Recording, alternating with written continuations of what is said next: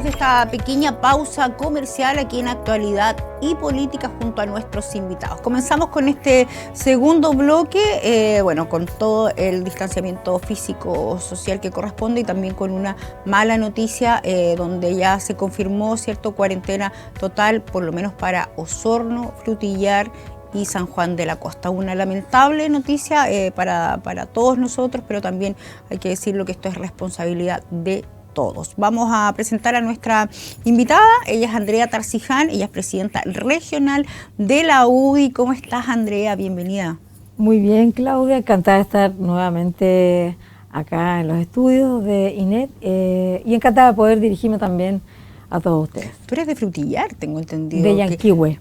De Yanquihue, sí, pero muy trabajaba, claro. Sí, trabajabas en Frutillar. Sí. Qué lamentable la noticia de volver, digamos, atrás al paso 2, en este caso cuarentena para, tengo entendido, Frutillar, Osorno y San Juan de la Costa. Y dicen que podría ser Río Negro. Podría ser Río Negro. Efectivamente es lamentable, se paraliza el comercio, se pierden fuentes de trabajo. Además crea mucho susto, pánico, pero es culpa y responsabilidad de nosotros, como bien decías. No, y ahí, vamos a tener que, ojalá que con esto tomar conciencia, ¿cierto?, de lo que significa esto, porque efectivamente creo que después del 18 no nos portamos muy bien y eso ha sido consecuencia, ¿cierto?, de este retroceso. Así es. Andrea, vamos con lo nuestro. Te presentaba, presidenta regional de la UDI. ¿Cómo están como partido en miras ya a este plebiscito que se viene ya el 25 de octubre? En el bloque anterior estaba con el presidente regional del Partido Socialista y diputado, ¿cierto?, Fidel Espinosa, donde nos decía que igual están trabajando bastante para el apruebo y en este caso tu opción, digamos, es el rechazo. Sí, nosotros estamos contentos. Hoy día es un buen día para la UDI, para el Chile Vamos en general.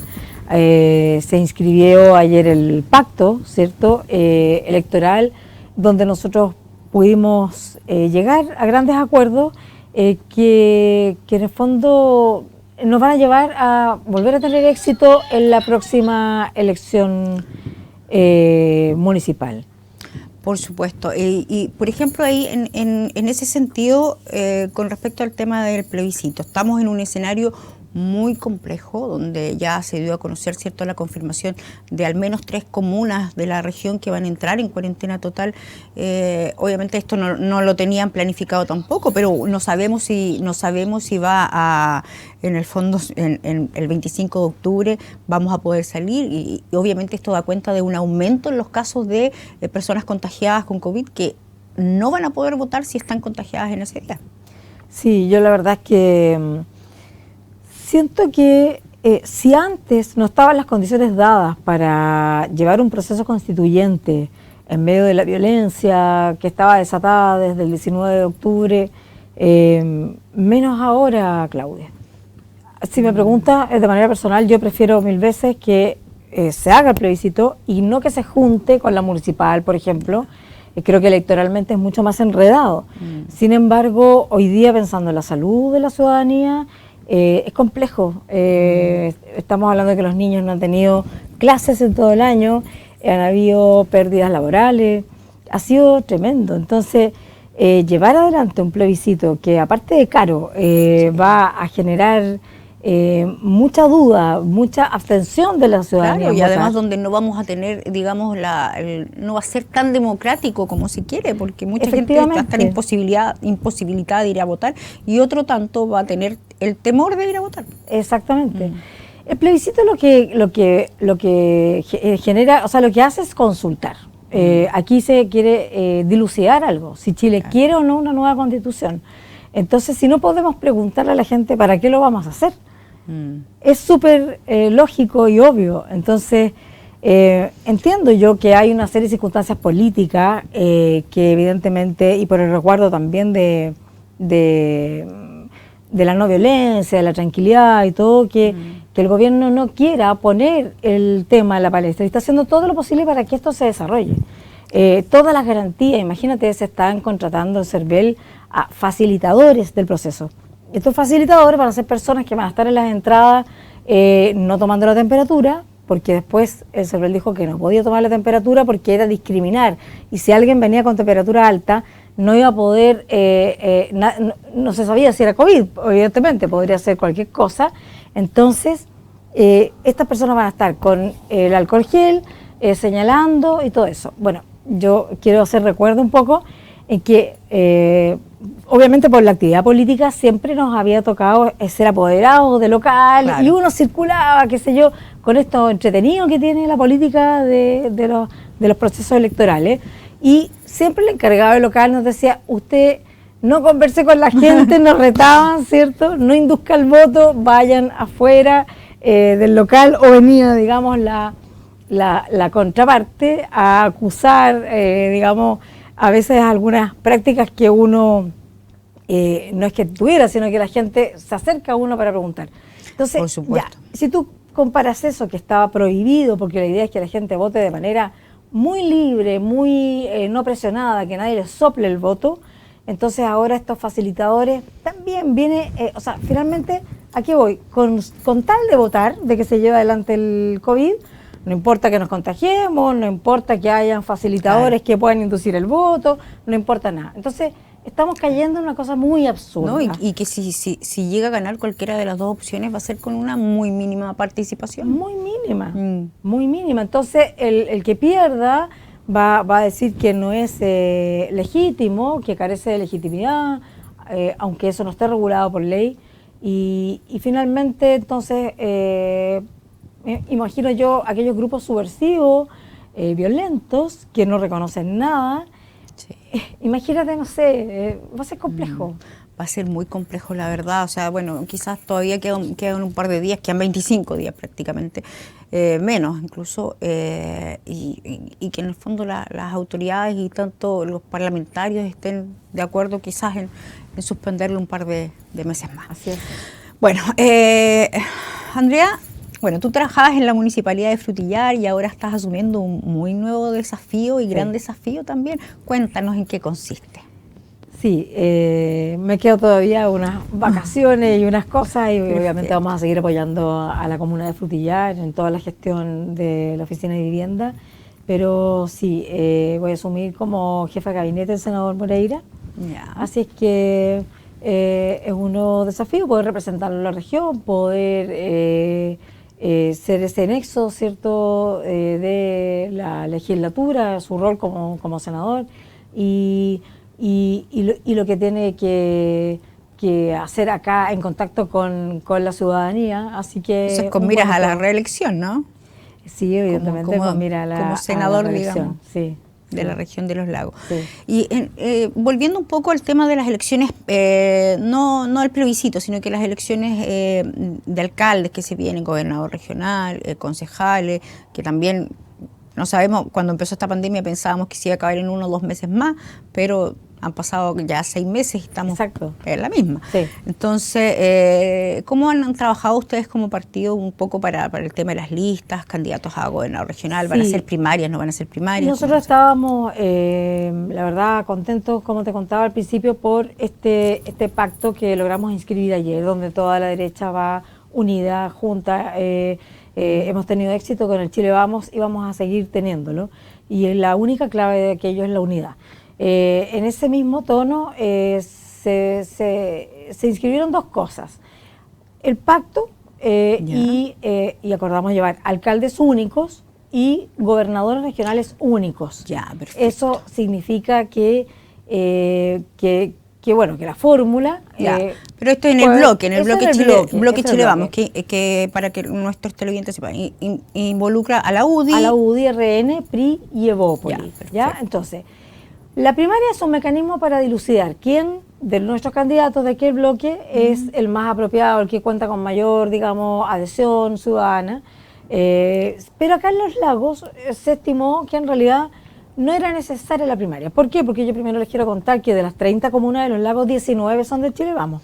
Perfecto. Entonces, en general, mantener las comunas que hoy día ya tenemos es suficientemente exitoso ya para nosotros. Sin embargo, tenemos grandes posibilidades de alcanzar a gobernar en otras comunas que han sido por años azotadas por la izquierda como Maullín, Calbuco, Gualeguay, en fin, otras también de la provincia acá de Osorno, el mismo Osorno, obviamente obviarlo. Entonces, el mecanismo va a ser un acuerdo, y ese acuerdo puede ser directamente de un grupo de personas, ¿cierto?, de los 4 partidos que puedan tomar la decisión de quién es el que mejor el que mejor nos representa, o generar de pronto una encuesta, algún otro mecanismo, pero no primaria. Yo creo, a mí me hubiese gustado que no hubiese habido primaria, en Osorno y en Fresia. Pero obviamente, como aquí hay que tomar acuerdos, hay que saber ceder y conceder al mismo tiempo. Por ejemplo, en Osorno, ¿a quién llevan de candidato? ¿O van con un candidato, digamos, de otro partido? Cuando se anuncie quién va a ser el candidato, va a ser un candidato de Chile Vamos, porque nosotros con el pacto que se inscribió ayer, ya no vamos a hablar de candidatos individuales, evidentemente lo llevan un partido u otro, pero va a ser un candidato de Chile Vamos. Acá nosotros tenemos a grandes personas, tenemos a Marcelo Anuch, que en realidad ha sido una tremenda revelación. Sí, Alfredo Sepúlveda, también está Jimena Cuña. Se había especulado, inclusive dependiendo del tema de un decreto, no sé, o el tema por el límite de la reelección, que podría haber sido el diputado Javier Hernández, pero tengo entendido que ya no se puede. Lamentablemente, efectivamente, no se puede, no se reunieron los votos en la Cámara de Diputados. Este proyecto del límite a las elecciones fue un proyecto que no estaba en pauta y en el programa del presidente Piñera, pero fue algo que la izquierda impuso. Claro. Y lamentablemente, lo digo con toda sinceridad, nuestros mismos parlamentarios cedieron y el mismo gobierno a ponerlo cuando es por donde uno le mire. Y ya no hay nada, ninguna posibilidad. Es atentatorio contra la democracia. Si uno quiere votar 10 veces por la misma persona porque considera que lo está haciendo bien, estamos en ese derecho. También a ser electo, ¿no? Al parecer va a haber una indicación y se va a tratar de ingresar por separado, que es como debió haber sido desde siempre. Claro, por supuesto que sí. Y también, como concejales también van a llevar una sola lista. Y como concejales vamos, como concejales y cores vamos en listas separadas. Es decir, que nosotros, que es un consejo de 10, ¿no?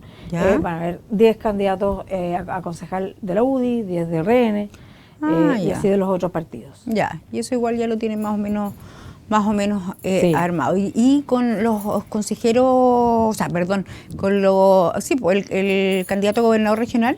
Y el candidato a gobernador regional va a ser único. No establecimos nosotros primarios para el candidato a gobernador regional y tenemos grandes también candidatos. Y ahí también vamos a llegar a un acuerdo. Hay varios candidatos de la UDI y también en Renovación Nacional. Así es que tenemos que sentarnos a conversar y ver cuál va a ser la mejor carta para poder llevar adelante esta candidatura que se inscribe en agosto. ¿En agosto tienen que inscribirla? Exactamente. Perfecto. Y en ese sentido, Andrea, con respecto Perdón, en agosto se inscriben los cores. Y los cores son en abril igual. O sea, tenemos... los cores son con la parlamentaria y la presidencial. Los gobernadores regionales van ahora. Para hacer así como un cronograma. Ahora se supone que en octubre está el plebiscito, ¿cierto? En diciembre está la elección de gobernador regional, alcaldes y concejales. No, en octubre está el plebiscito. Sí. Después el 29 de noviembre... ¿Verdad? Las primarias. Las primarias, ya. De las cuales nosotros no vamos a participar. Después tenemos el 10 de enero, se inscriben las municipales, alcaldes, concejales y gobernador regional. Se inscriben en enero para la elección en abril, 26 de abril, si no me equivoco. Después se inscriben en agosto la candidatura parlamentaria, presidencial primera vuelta y gobernadores regionales para noviembre de 2021 la otra elección. O sea, vamos a tener de aquí en adelante creo que como 12 elecciones. Muchas. Es mucho. Y estamos en este panorama tan incierto, en este ambiente tan raro, donde decimos que yo creo que va a ser la mínima participación. Si anteriormente la gente por lo general no votaba sin pandemia, con pandemia. Además de procesos que no están 100% afiatados ni sociabilizados, porque si tú le preguntas hoy día al ciudadano qué hace un gobernador regional, no tiene ni idea. No ha habido publicidad. Pero como también si preguntas qué es una constitución. ¿Qué hace una constitución? ¿Qué hace una constitución? ¿Para qué sirve? A la gente se le ha prometido que la constitución va a ser quien incluso va a sanar el COVID. O sea, es una cosa pero realmente impresionante. Y también lo otro, la gran mentira de la izquierda, es que todos van a poder escribir esta constitución, que va a ser maravillosa, que nos va a cambiar la vida. Todo eso es mentira. Señora de la casa, eso es lo más falso que hay. Porque la constitución la van a escribir los políticos. Vamos a ser los mismos partidos quienes vamos a inscribir a los candidatos a esta constituyente, en caso de que ganara el apruebo, y van a ser los mismos políticos quienes van a llevar incluso a políticos, y no a constitucionales, a abogados, a personas expertas. A mí me gustaría que la constitución de mi país la escriba gente que sabe más que yo, grandes juristas que conocen el derecho internacional, cómo es el derecho comparado para un país como el nuestro, qué puede resultar mejor y qué no. Sí, es verdad eso, o sea, falta más información, estamos a la vuelta de la esquina de estas elecciones y quizás sería bueno ahí también poder un poco aplazar este plebiscito. Andrea, bueno, el partido la UDI, vamos al 10%. La UDI en el primer retiro de 10% fue muy reacia, ¿cierto?, a aprobar. El gobierno, por otro lado, hizo mucho lobby para que no se aprobara este proyecto, sin embargo, porque se decía que podía quedar el descalabro económico en el país, etcétera. Sin embargo, se aprobó el 10%, y hubo una reactivación económica, no fue tan malo, digamos, como se esperaba, y ahora me gustaría que ahí como partido hicieran un balance, o quizás un mea culpa, no sé, con respecto a este primer retiro. Sí, la verdad yo entiendo, yo soy egresada de Derecho, yo entiendo el mecanismo que se usó para votar a favor del 10%, que en el fondo de alguna manera torcía un poco la prerrogativa exclusiva del gobierno de legislar sobre más recursos, sobre algo que tenga que ver con recursos monetarios. En eso no tienen los parlamentarios iniciativas. Sin embargo, ellos argumentaban, y también está en su derecho porque es primera vez que ocurre, que esto no implicaba un mayor gasto, digamos, para el Estado, y que no se estaba hablando de recursos fiscales. Bueno, claro, eran de la... Exacto. Entonces, de las FP. así, yo creo que más que me da culpa, esto es nuevo y probablemente también se generó un miedo a que en el fondo todo lo que está sustentado en los ahorros de todos los trabajadores de Chile, que finalmente ese ahorro, efectivamente, como decía el INMATEC, no está guardado en una caja de fondos, sino que está invertido, sí, porque si uno saca la cuenta de cuánta plata ha depositado, ha ido imponiendo en estos años, evidentemente yo he puesto mucho menos plata de la que hoy día tengo. Eso quiere decir que a pesar de todas las falencias que tiene el sistema, igual funciona. Hay que hacer cambios, hay que hacer ajustes. El 10%... Yo hubiese esperado que la izquierda hubiese estado sumamente opuesta al 10%. ¿Por qué? Porque evidentemente era el Estado el que tenía que acudir en ayuda de las personas que por la pandemia no podían generar recursos o se encontraban en una situación de cesantía. Y no que sean los mismos ahorrantes los que acudan en su propio beneficio con sus ahorros. Ahora, este primer 10% efectivamente produjo que circule una reactivación, fue bueno. Yo creo que mirando para atrás, nadie hoy día podría decir que no fue bueno como reforma, o sea, como medida, sigue siendo una mala medida, algo que no se esperaba, pero el gobierno igual había llegado tarde con las medidas, igual hasta cuando se discutió el 10%, uno preguntaba y la verdad es que a nadie le había llegado el IFE, a muy pocas personas le había llegado el préstamo. Sin embargo, ahora hay que reconocer que el gobierno ahora las medidas están se ha puesto llegando. Las pilas, por así decirlo. Porque, o sea, está el bono IFE, el bono para la clase media. Sí. Bueno, los gobiernos regionales también convirtieron, ¿cierto?, su presupuesto.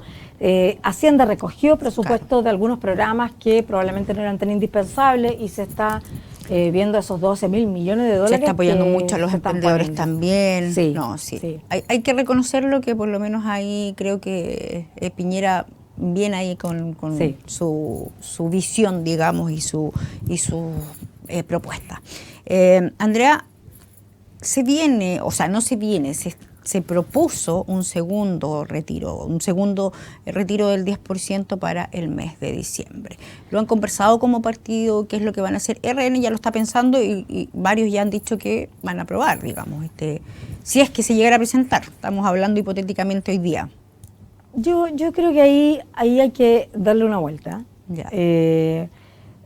Porque hay mucha gente que también ya retiró todos sus ahorros, entonces hay gente que no lo va a tener, entonces no es una medida universal, lo primero. Lo segundo,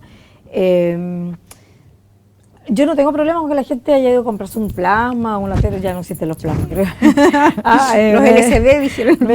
Exacto, no, me da lo mismo, soy súper amante de la libertad y la verdad es que cada uno ve si come 10 Super 8, le da diabetes o no. Lo importante es tener información. Sin embargo, sigo pensando que aquí hay que generar, sí es verdad, estamos en una emergencia, pero grandes políticas públicas. A mí me gustaría, por ejemplo, que lo que se va a gastar en una constitución se vuelque en ir en ayuda de las personas que no tienen que comer o que se les va a acabar la comida, porque esta cosa del COVID tiene barato, parece. Entonces, y evitar que se sigan mermando sus ahorros. No es algo zanjado, está recién puesto ahí. Ahora, si aquel 10% no fue el último y ahora este tampoco va a ser el último por única vez, entonces no hay una única vez, es complejo, ¿eh? La verdad yo no tengo una opinión aún respecto a eso. Pero creo que es complejo. Se supone que los más vulnerables, digamos, deberían estar cubiertos con todas estas medidas que se han anunciado con el gobierno. Bueno, medida que según la izquierda también dice que dejó medidas que no son tan buenas, por ejemplo, con el tema del aumento del sueldo mínimo, que fue de 1.500 pesos.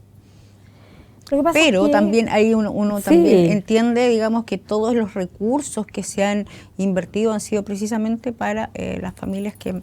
Yo me acuerdo que la izquierda ha sido muy obstruccionista, o sea, la verdad es que todo lo ha echado para atrás, las pensiones podrían ser mejores si no estuvieran ahí trancando varios proyectos que están hace mucho tiempo. El tema de la informalidad de los trabajos, que es algo que ha quedado al descubierto con esta pandemia, porque justamente no se ha podido ir en ayuda de muchas personas porque al no comprobar qué ingresos tienen, tampoco pueden comprobar que ya no los tienen. Claro. Entonces, el trabajo informal, culpa de gran parte de la izquierda que avaló esta llegada de tantos migrantes a la cual no podemos atenderlos como nos gustaría y que finalmente ha producido que muchísima gente esté vendiendo en la calle sin tener nada de malo, pero cuando tú tienes todas las esquinas repletas de vendedores ambulantes vendiendo lo mismo, quiere decir que algo no está bien. Claro. Y más encima de manera informal. Claro. Informal. Entonces, ¿cómo por un lado se perjudica el comercio, que hace todo un esfuerzo en pagar impuestos, en pagar imposiciones, en pagar arriendo? Entonces, ¿cómo vamos como país a solucionar ese tema? Vamos a seguir poniendo la mano en el bolsillo los ahorros propios, vamos a legislar para un largo plazo o para una pandemia que no sabemos cómo viene, siendo cautelosos. Si hoy día el Estado puede invertir 12.000 millones de dólares, es porque los tiene. Claro. Y eso tiene que ver con las políticas públicas que de alguna manera fueron austeras. Sí. A pesar que la deuda externa ha crecido muchísimo en los últimos 12 años. Claro. pero también tiene que ver con todas estas emergencias. Así Recordemos que el terremoto, hemos tenido erupciones de volcanes, la pandemia, muchas cosas. Leí una noticia que me llamó bastante la atención y la verdad que me produjo simpatía, por así decirlo, porque la bancada de la UDI le propuso al presidente Piñera que enfermos terminales puedan retirar todos sus fondos de pensiones. Me parece una excelente idea que no tiene nada que ver con el segundo retiro del 10%, digamos, para las otras ciudadanos, ¿no? Sí, pero ahí yo quisiera hacer un punto, pero es personal. Sí, yo encuentro que está bien, que evidentemente si hay un enfermo terminal, desahuciado, evidentemente que requiere aquellos fondos para poder tener una mejor calidad de vida, para tener un medicamento que probablemente en el hospital no se lo dan o que el cuerpo lo resiste mejor, claro, para poder dejar a su familia más tranquila con este último proceso. Es complejo, ¿no? Pero hay dos cosas que me ocurren. Una, en la fe. Yo soy una mujer de mucha fe y creo... ¿Crees en los milagros? Absolutamente, absolutamente. Y han pasado también. Sí, lo he requete vivido. Y lo otro es que en Piñera 1, en el primer año de gobierno, en el primer gobierno de Piñera, se propuso una medida que consistía en lo siguiente, en que las personas pudieran sus viviendas hipotecarlas. ¿Ya? Entonces el Estado, el banco les prestaba recursos, su dinero, y si esa deuda no se pagaba con crédito blando, con un desfase, o si los herederos, después de muerta la persona, se les daba, no me acuerdo si eran 2 años o algo así, no podían pagar, entonces esa hipoteca se podía llevar a efecto, o se podía cobrar. ¿Ya? Ahí saltó a la izquierda, dijo, ¿cómo es posible que le van a quitar las viviendas, qué sé yo, a la gente más humilde? No se trataba de eso. Se trataba justamente de que aquellas personas, abuelitos, que tienen un mal vivir, malas pensiones, enfermedades, pudieran quedarse en su casa. Además, con una cláusula de que nadie los puede sacar de su casa hasta que alguno de los últimos 2 deje de existir. Esa medida fue tremendamente demonizada por la izquierda. Yo trabajo en vivienda y atiendo mucha gente, además por mi condición política como concejal. ¿Sabes tú que muchos adultos mayores que creen que tienen la obligación de dejarle su casa a los herederos? Y yo le digo, no, usted puede hacer lo que quiera con su casa. La puede vender, se puede ir a Miami, se puede morir allá, puede hacer lo que quiera. Entonces, ¿qué pasa? Hay que decirle la verdad a la gente. Lo que puede hacer, lo que no puede hacer, asesorarla, tener información. Entonces, de pronto hay otras medidas que no necesariamente tengan que ver con los fondos. No hay que ser tan populista, dices tú. Exactamente. Andrea me dice que estamos en la hora, pero para finalizar, presidenciable, Joaquín Lavín. Sí. Digamos, tenemos a Joaquín Lavín, tenemos a Belén Matei, tenemos a grandes personajes. Muchas gracias.